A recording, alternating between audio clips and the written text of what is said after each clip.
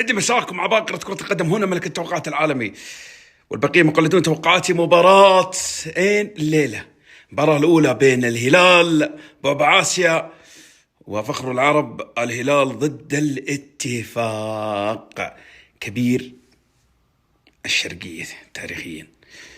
توقعات المباراة،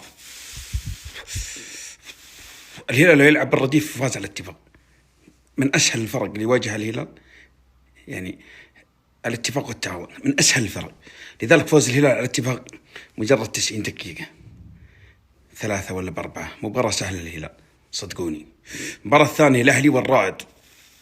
الأهلي اصحى اصحى يا الأهلي، فوز الأهلي على الرائد مباراة سهلة، الرائد لازم يهبط وأتوقع أنه راح يهبط.